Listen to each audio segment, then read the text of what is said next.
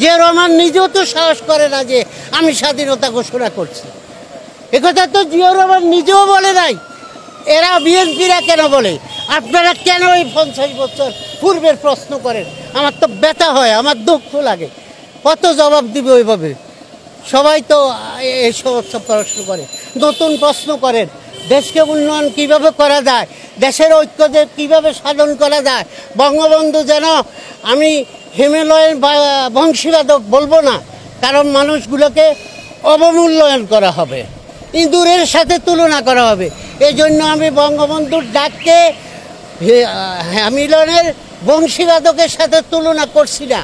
আমি বলছি বঙ্গবন্ধু এদেশের মানুষের মনের ধারণা, মানুষ কি চায় এগুলো বুঝতে পেরেছে। 24 বছর রাজনীতি করে জেল খেটে তিনি এদেশের মানুষগুলোকে একাকার করেছেন। একাকার করে এক ডাক দিয়েছেন, 7ই মার্চ ভাষণ দিয়েছেন। স্বাধীনতার ঘোষণা তো মূল ঘোষণা 7ই মার্চে হয়েছে। তারপরে 25শে মার্চ দিবাগত রাত্রে 12টার পরে তো 26শে মার্চ প্রথম প্রহরে বঙ্গবন্ধু শেখ মুজিবুর রহমান বন্দী হওয়ার আগে প্রথম প্রহরে বিডিআরের, তখনকার বিডিআর বর্তমান বিজেপি, আপনারা তো জানেন, তাদের সাইকোলজিক্যাল মেশিনে সারা বাংলাদেশের আওয়ামী লীগের প্রেসিডেন্টের কাছে স্বাধীনতার ঘোষণা পাঠিয়েছিলেন।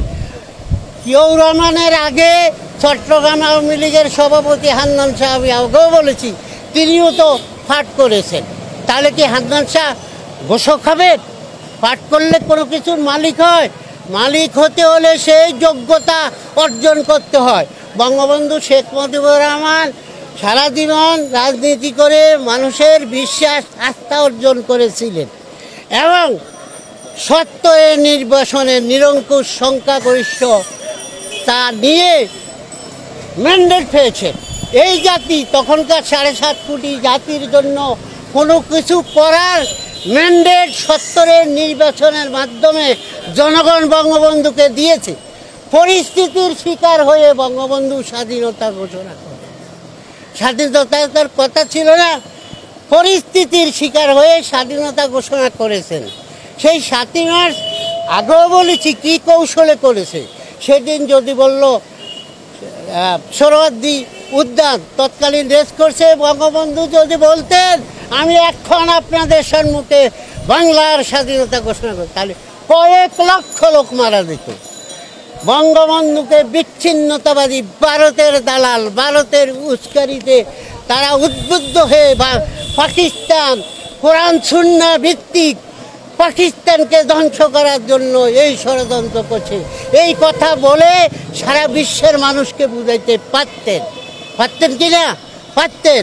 কিন্তু বঙ্গবন্ধু সুকৌশল এবং প্রজ্ঞা, দূরদর্শী নেতৃত্বে তিনি কীভাবে ঘোষণা দিয়েছেন। অনেক নেতা তো ছিলেন, অনেকে বলেছে এইভাবে বলেন, এইভাবে বলেন, ডিক্লেয়ার করেন, বঙ্গবন্ধু কালের কথা শুনে কি সুকৌশলে ঘোষণা করেছে। এবারে স্বাধীনতা আমাদের মুক্তির সংগ্রাম, এবারের সংগ্রাম আমাদের স্বাধীনতার সংগ্রাম। কোনো অস্ত্র গর্জে নাই, কিন্তু ঘোষণাটা হয়ে গেছে। এবার তো আপনাদেরকে আমি ক্লিয়ার করে দিলাম। বিএনপি দেখেন, বিএনপি না, ক্যান্টনমেন্ট থেকে যারা রাজনীতি করে, আইয়ুব, মুনায়ম, ইয়া খান, তাদের দেখেন তারা সবই একই ধরনের। দেখেন আইয়ুব খান রিফারেন্ডাম হ্যাঁ না ভোট দিয়েছিল, হ্যাঁ, জিয়াউর রহমান দিয়েছে, এরশাদ দিয়েছে। হ্যাঁ আপনার না কে? আমার স্মরণ আছে জিয়াউর রহমান যখন হ্যাঁ না বার রিফারেন্ডাম দিয়েছে, আমাদের প্রাইমারি স্কুলে গিয়ে আমরা গিয়ে দেখলাম না এর কোনো বাক্সও নাই। হ্যাঁ জিয়াউর রহমান, না কোন ব্যক্তি, না তো কোনো ব্যক্তিই নেই, না একটা বাক্সা থাকবে সেটাও থাকবে না। আমরা 31 জন ছাত্র দল বেঁধে গিয়ে তাদেরকে বলছি আমরা লাঠিয়াল না, আমরা স্বৈরাচারী না, আমরা হামলা করতে আসি নাই, আমরা ভদ্রভাবে এসেছি। ভোটের নিয়মে আছে হ্যাঁ না ভোট, হাঁর বাক্স আছে, নার বাক্স কই? সই আমরা দিচ্ছি। আমাদেরকে একটা নার বাক্স এনে দিল, আমরা 31টা ভোট দিলাম। রাত্রে গিয়ে দেখলাম আমাদের নাতে একটা ভোটও নাই, এবং সারা বাংলাদেশের নাতে একটা ভোটও নাই। আরও কথা আছে, জিয়াউর রহমানকে বিএনপি তো বহুদলীয় নেতা বলে, বহু দলের প্রতিষ্ঠাতা বলে। আপনি বহু দলের যদি প্রতিষ্ঠাতা হয়, যেদিন আপনি সায়েমের থেকে ক্ষমতা নিলেন সেদিন বহুদল কোথায় ছিল? যেদিন আপনি হা না ভোট করেছেন সেদিন বহুদল। আমি তো দুই দলও দেখি না, আপনি ছাড়া কোনো দলও দেখি না। আপনি কি করে বহুদলীয় প্রতিষ্ঠাতা হলেন? বিএনপির কথাগুলো ভুল হওয়া স্বাভাবিক। তারা ক্যান্টনমেন্টে জন্ম নিয়েছে।